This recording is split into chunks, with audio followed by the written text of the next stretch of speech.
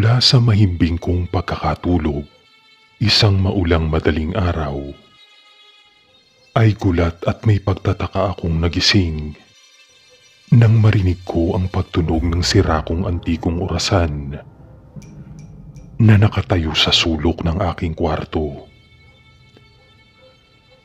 Matagal na panahon nang nakatambak lamang ang orasan at ginagamit ko na lamang bilang disenyo sa loob ng aking silid. Ilang beses ko nang sinubukang ipinaayos ang aking orasan, ngunit walang sino man ang nagtagumpay na mapaandar ulit ito. Kinakalawang na daw ang loob at may ilang parte na ng mekanismo ang naputol, kung kaya't imposible nang mapaandar muli. Hindi ko naman naisipan noon na ibenta, itapon, o kaya ay ipamigay ang orasan dahil nagmula pa ito sa aking Lola Mila at bilin niya sa akin noong siya ay nabubuhay pa na huwag ko daw ibebenta o ipamimigay ang orasan. Maliban na lamang nitong nakalipas na gabi, nang makita ito ng aking kaibigan na bumisita sa aking bahay. Gusto niya daw bilhin ang aking lumang orasan dahil mahilig sa antikong mga gamit ang kanyang mga magulang. Sabi ko sa kanya ay pag-iisipan ko muna. Ngunit sa likod ng aking isipan ay gusto ko na talaga itong ibenta sapagkat malaki ang nakukuha nitong espasyo sa loob ng aking kwarto at wala talaga akong hilig sa mga lumang bagay.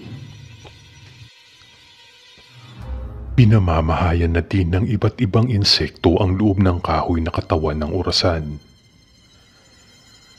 Maraming sapot ng gagamba at sa tingin ko ay kinakain na din ng anay ang ilang parte ng mga kahoy.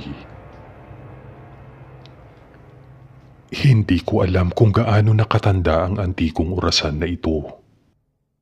Pero ang alam ko ay bata pa ang aking namayapa ng lola, ay pagmamay-ari na nila ang orasan na nasa sulok malapit sa aking ulunan. Madalas, noong siya ay nabubuhay pa, ay nakikita ko siyang nakatitig lamang sa orasan, lalo na kapag malapit ng tumunog ito, tuwing makalipas ang isang oras. Isang malakas na tunog tuwing 1:00, 2 tuwing 2:00, patuloy hanggang 12:00. 12 pagtunog tuwing sasapit ang 12:00 ng hating gabi o kaya ay sa tanghali. Makikita ko siyang mapangingiti sa tuwing madidinig ang tunog ng orasan. Siguro ay naaalala niya ang kanyang kabataan sa tuwing makikita at maririnig ang tunog ng pinakamamahal niyang orasan. Naupo ako sa gilid ng aking kama at pinagmasdan muna ang antikong gamit. Dinig na dinig ko ang tunog na nililika ng mahabang kamay nito habang nagpapalit ng segundo.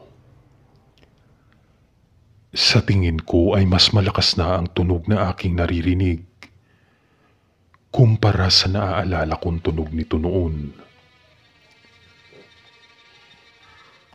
Pumasok muli sa aking isipan ang alok ng aking kaibigan na bilhin ito. Malaki na ang sinabi niyang ibabayad niya sa akin kahit na hindi ito umaandar, at sigurado na mas malaki pa ang kanyang iaalok pag nalamang gawa na ito. Tumayo ako at nagtungo sa harapan ng orasan. Pinagmasdan ko mula sa likod ng salamin ang paggalaw ng pangsikundong kamay nito. Kasabay pa rin ang naririnig kong tunog na nililikha noon. Binuksan ko ang salamin na tumatakip at inayos ang oras. 12:30. Kalahating oras bago ko muli itong marinig na tumunog pagsapit ng 1:00. Isinara ko ang salamin. Tinignan ko din ang isang maliit na pinto sa ibaba na pag iyong binuksan ay pwede mong paglagyan ng ilang mga gamit.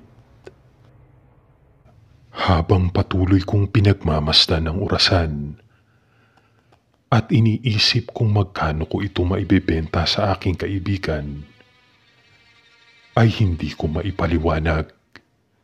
Ngunit parang tumatayo ang aking mga balahibo.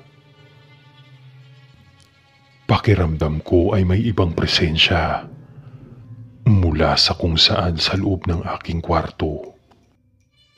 Ngunit inisip ko na lamang na dahil siguro iyon sa orasan na parang tila nabuhay mula sa matagal nitong pagiging patay sa loob ng mahabang panahon.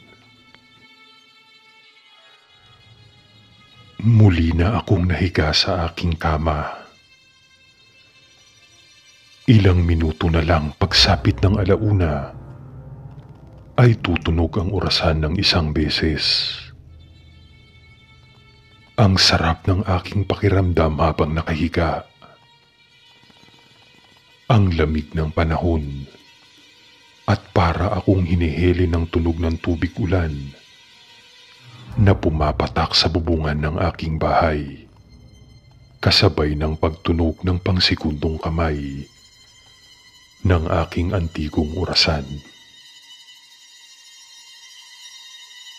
Unti-unti nang nag-aagaw ang aking pagkakagising at pagkakatulog. Ngunit parang may hindi tama.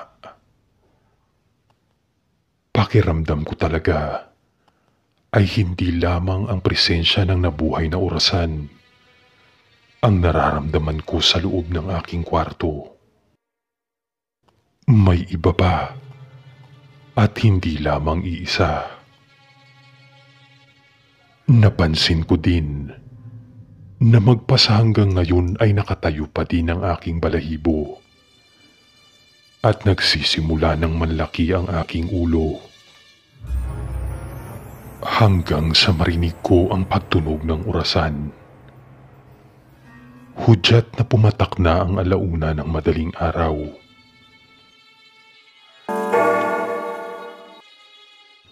Isa. Titignan ko sana ang orasan. Ngunit nagtaka ako sapagkat hindi ko maigalaw ang aking katawan. Patuloy ang pag-aagaw ng aking pagtulog at pagising.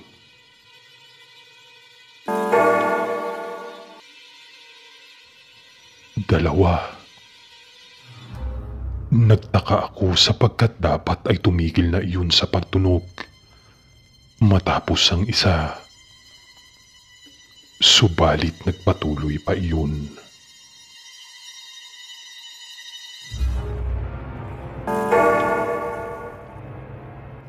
Labing isa. Labing dalawa. Labing tatlo. Mas lalong tumindi ang aking pagtataka sapagkat hanggang 12 lamang dapat ang tunog ng orasan. Ngunit bakit umabot ito ng 13? Sandaling katahimikan ang bumalot sa loob ng kwarto. Matapos iyon, hindi ko pa din tuluyang maidilat ang aking mga mata at maigalaw ang anumang parte ng aking katawan. Alam ko na na sa mga sandaling ito ay may kakaiba na talagang nangyayari at hindi iyon maganda.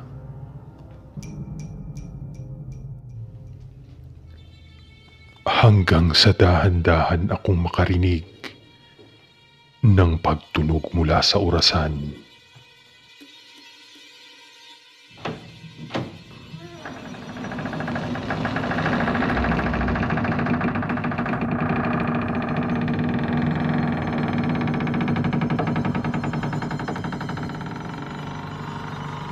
Unti-unting bumubukas ang maliit na pinto sa bandang ibaba noon.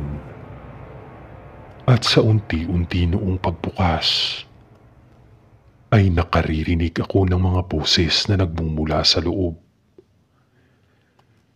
Hinahabol ko ang aking hininga dahil sa matinding takot na aking nararamdaman. Malamig na ang loob ng kwarto kanina. Ngunit pakiramdam ko ay lalong lumamig. Halos sumabog na ang aking dibdib sa lakas ng pagkabog ng aking puso. Wala man akong kasama sa loob ng kwarto at maging sa bahay ay pinilit kong ibinuka ang aking bibig upang sumigaw. Ngunit walang boses na lumalabas. Patuloy lamang na ang aking naririnig ay ang mga boses na galing sa orasan. Hanggang sa makalipas ang ilang minuto, ay tumigil ang mga nakapangingilabot na mga boses. At muli ay nakabibinging katahimikan. Unti-unti ko na ding naigalaw ang aking katawan. Buong akala ko ay tapos na ang kakaibang pangyayari sa aking kwarto. Mabilis akong tumayo at tumakbo patungo sa pinto. Agad ko iyong binuksan. Ngunit nakapagtatakang kadiliman lamang ang aking nakita sa likuran ng pintuan. Hahakbang na sana ako palabas. Ngunit naramdaman ko na parang hindi ito ang labas ng aking silid. Inilabas ko ang aking kamay at braso. At katakataka na hindi ko na makita ang kamay na aking inilabas dahil sa matinding kadiliman. Muling narinig ko ang mga boses na parang papalapit mula sa dilim. Mabilis kong isinara ang pintuan at ilang sandali lang ay sunod-sunod na pagkatok ang aking narinig. Nawari bang gustong sirain ang pinto?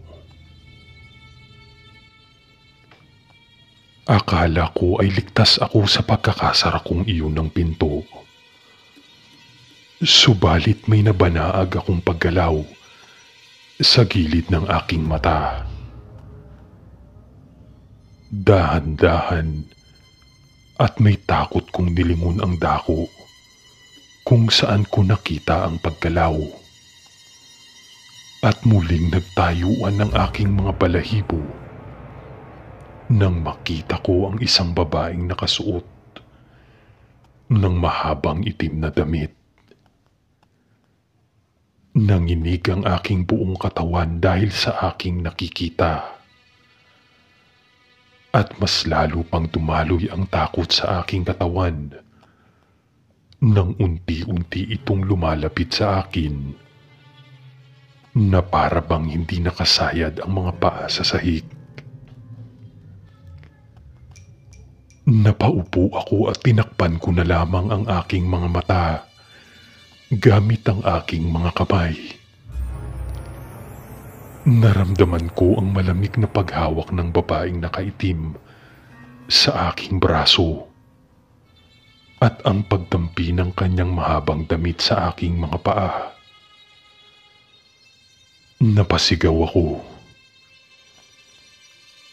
Makalipas ang ilang segundo, ay hindi ko na nararamdaman ang presensya ng babae sa aking tabi. Hanggang sa makarinig ako ng pagtawa ng isang bata. Nanginginig kong tinanggal ang pagkakatakip ng aking mga kamay sa aking mga mata. At agad kong nakita ang aking kama. Muling dumaloy ang matinding takot sa aking katawan nang makita kong naroon ang babaeng nakaitim. Dumoble pa ang takot na aking nararamdaman sapagkat sa kanyang tabi ay nakaupo din ang isang bata. Napakaitim ng bata at nakakatakot ang kanyang malalaking mga mata na titik sa akin habang hinahaplos ng babaeng nakaitim ang kanyang nakakalbo ng ulo. Bigla ko ding nakitang nahiwa ang kubrekama na nakalaylay hanggang sa sahig. At mula sa ilalim ng aking higaan ay naglabasan ng iba't ibang uri ng nakakatakot na mga nilalang na ngayon ay gumagapang patungo sa aking kinauupuan. Mga putol na kamay at mga braso na para bang may sariling mga buhay. Pakiramdam ko ay kakawala na ang katinuan sa aking isipan. Napuno ng malalakas na nakakatakot na mga tawanan at mga boses ang aking kwarto. Ilang pulgada na lang ang layo sa akin ng aking mga kinatatakutan. Nang biglang tumunog muli ang orasan.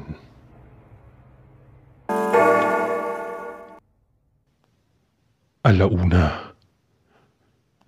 Kanina pa dapat alauna. Ngunit parang napalitan iyon ng 13 oras. Kasabay ng pagtunog ng aking antikong orasan, ay naglaho na din ang aking mga nakasama sa kwarto. Nabalot muli ng matinding katahimikan ng aking silid. Maliban sa malakas na pagtibok ng aking puso. Mabilis akong tumayo at binuksan ang pinto ng aking kwarto. Natanaw ko pa at narinig ang pagsara ng maliit na pinto sa ibaba ng orasan habang patakbo akong lumalabas ng aking silid. Patuloy akong nagtatakbo palabas ng bahay nang hindi alam kung saan tutungo. Habang sinasabi ko sa aking sarili na bukas din ay itatapon ko na ang antikong orasan na tila nagsilbi ng lagusan ng masasamang mga nilalang dahil sa katandaan na noon.